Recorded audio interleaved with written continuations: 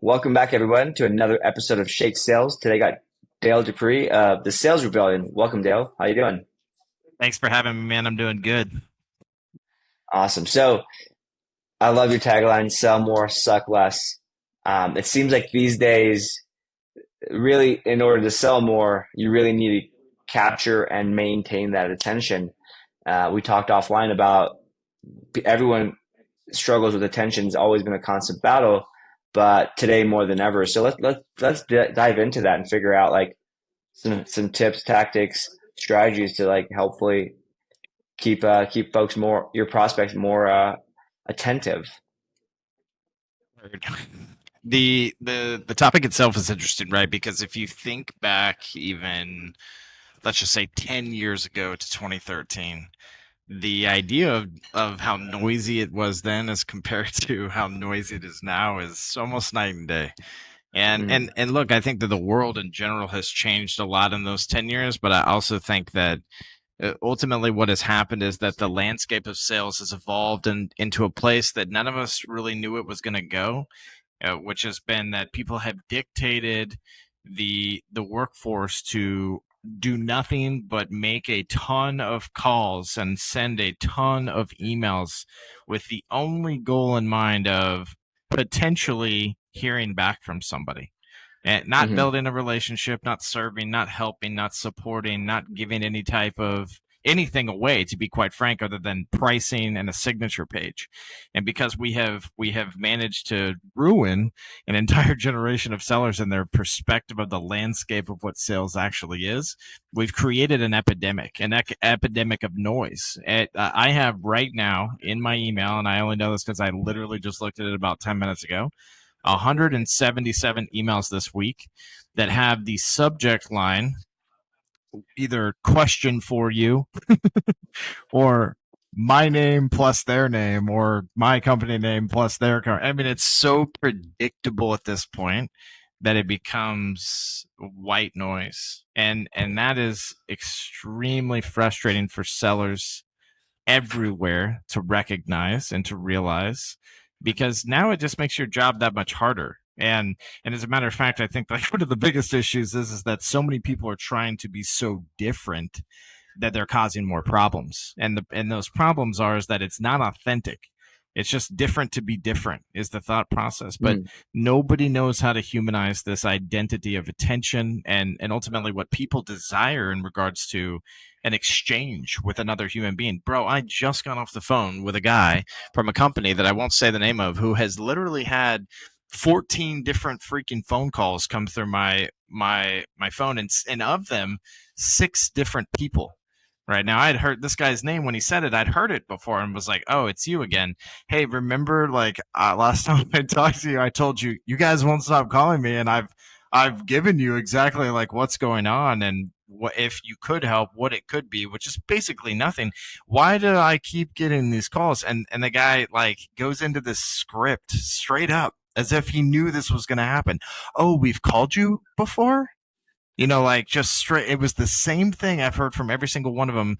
Again, this idea too of like, as I explained to him, yeah, you have called me this, that, the other. I could just hear him reading the next line, the next thing, the next. And dude, we have literally, I told the guy on the phone, I said, could you just be human with me for a second? Is that too much to ask?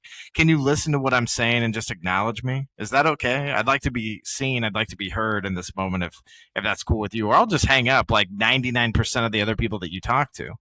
And I think that that's the problem, right? Is that we have created a massive gap between the buyer and the seller. There's that's hmm almost undefinable what that gap is and how to fix it, in my opinion. Love it. I mean, I don't love it.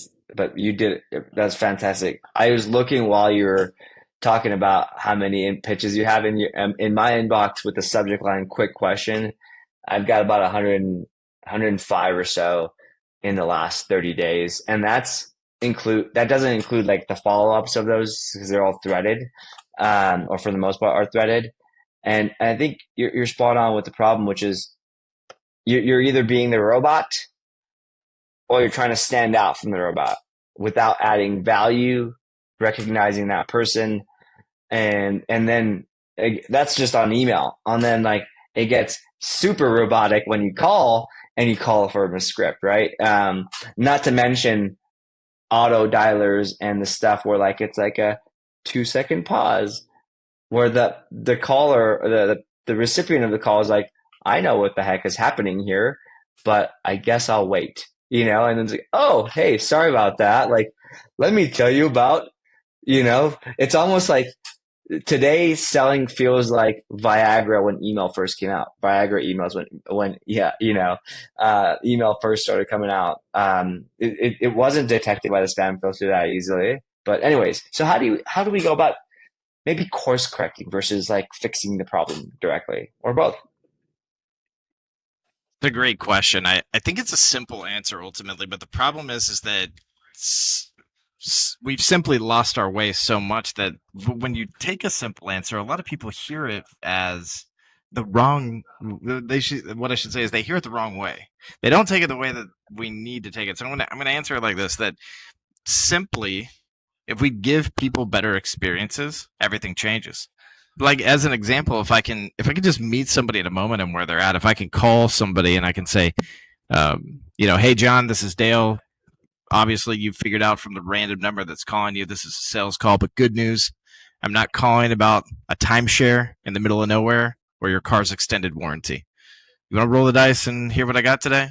And if I can just like literally connect to someone a little bit differently, give them a little bit of something to latch onto and to say, this sounds like a homie. This sounds like somebody that I could hang with. And the other thought of this is a lot of people say to me all the time, they say, bro, that sounds good and all, but like you're teaching people to do something that like what happens if a 65-year-old female or male picks up the phone and you try to do that to them? And I try to tell everybody this as well too, just to again help with the simplicity of this.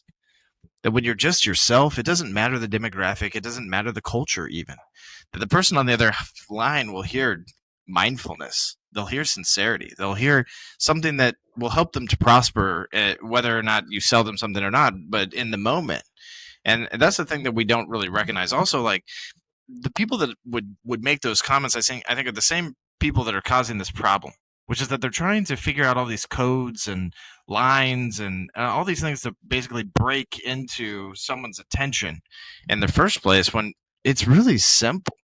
It literally is like one of the most simplest things that we could do. It's understanding some of the core principles of radically educating folks, like causing curiosity or creating emotional context or even disrupting or interrupting what would be the typical pattern of what someone is used to having happen in those moments. It's just getting back to the grassroots of basic human behavior. We like the Mhm. concept of doing things like physical drops. So like we got rebels all over the world that will stick a letter in the mail and they'll have fun with the envelope, change the colors of it, put some funny stamps like Oscar the Grouch, on it. Just good things that create again familiar moments and a more humanistic approach. And inside is a crumpled up piece of paper that the recipient opens and thinks like, what is this? And it's that curiosity, it's that emotional context, and they read a line that says, hey, basically 90% of the sales and marketing you get is trash, so I pre-crumpled this to make it easier for you to throw away because I value your time and I know how annoying sales can be. And because if we just meet people in their moment, call out the obvious, and seek to serve, it changes everything. And that comes in a lot of different formats ultimately, but it's simple. The thought process is really simple. And the issue again is that we continue to convolute it. We say, well, I kind of like that ideal, Dale, but I'm going to do it this way. And look, like there's nothing wrong with being authentic and doing your thing. But at the same time, like, what is your motive? Why do you need to do it that way? Is it because it's uncomfortable and risky? Well, it's probably something that you should do in that case. Is it because that people in your mind you're like, I don't know, this 60-year-old CEO, I'm not sure what they're gonna how they're gonna react to this. Well, you don't know until you try, and you have Mhm. nothing to lose because none of it is yours in the first place. So I feel like we've also kind of babied a generation into this idea that like, I'll just send a bunch of emails and everything will be okay and you'll sell stuff. And like instead of giving them like the vision of ultimate freedom, true happiness and fulfillment, that like sales can change your life and in turn you can change other people's as well too. We've just dumbed the whole thing down to this simple A plus B equals C concept which is not the case. Sales is an art. It's abstract. There's some science involved, and we've literally created a cookie cutter mindset that's killing the profession. Love it. That totally makes sense. I think the funny thing about what you're saying here is the connecting part, connecting and humanizing everything actually is disrupting the pattern of everyone just seeking attention, right? So you're kind of solving the problem by focusing on the connection. And I think you're spot on. And I urge everyone watching and listening to this to try this, right? Take if you're an SDR, take your prospect today, the whole list, and instead of reading from your script, try this connection approach. Do some digging, figure out how you can connect. I think the like act of just being sincere can show, and you don't need to connect. Like I'm sure like you have coworkers and employees and whatever, a team, and you're all different people. I've got like team from like 15 different countries. I don't, we don't agree on religion. We don't agree on work ethic. We don't agree on a lot of things, but find the common ground, the way you would with your team.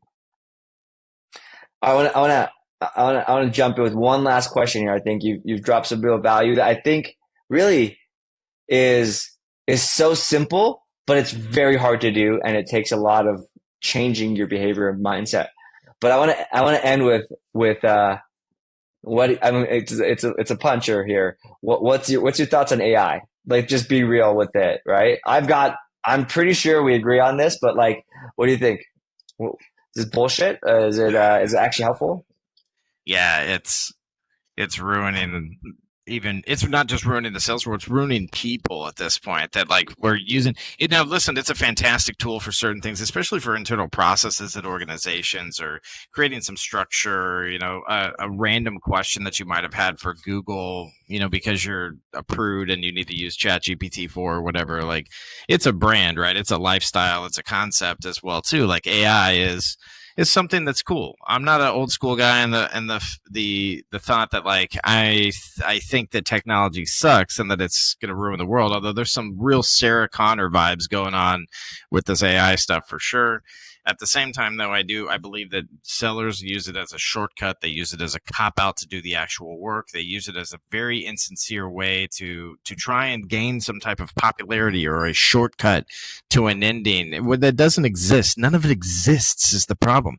We are lying to people every single day that we say things like, "Oh, you should use AI in your sales process." No, like, yes, to a capacity it can help you, but the problem is that everybody's just trying to like offload all the work and thinking to themselves like, well, my 100 dials a day aren't working, so let's do 10,000 dials a day, and this AI thing will help me with that.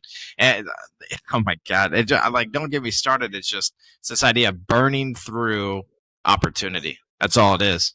It's burning through Yeah. opportunity. It's plowing through something that just needs some intentional, mindful work from the individual to be able to achieve more success.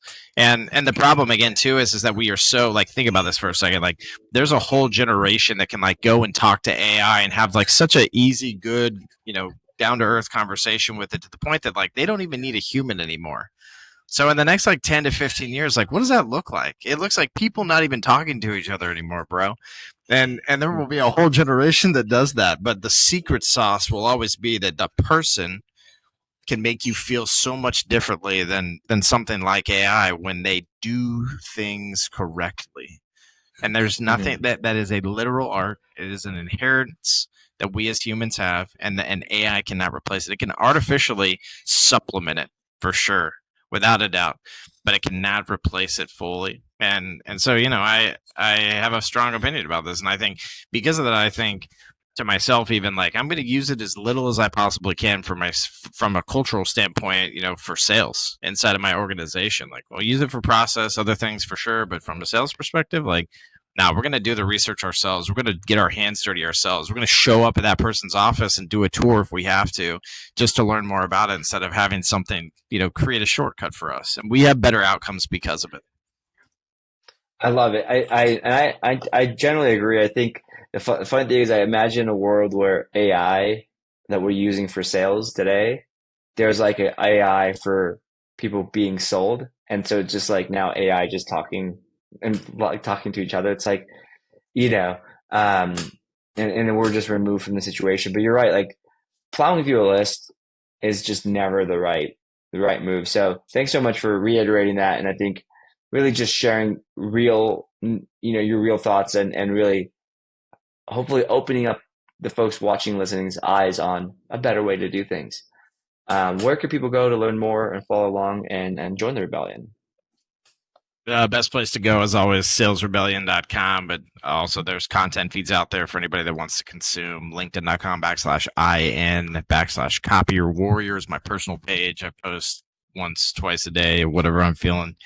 And then all the content feeds from TikTok all the way down. It's either at Dale Rebel Leader or at Sales Rebellion if you want to follow the company pages as well. Find our free Slack channel. If you can't find it, come hit us up on one of our social channels so that we can give you the secret password to get in the Rebel Hideaway, as we call it. But regardless, whatever you do, join the rebellion. Get off your butt around this concept of being mediocre or status quo and start choosing to be legendary. It'll change your life. Love it. Thanks so much.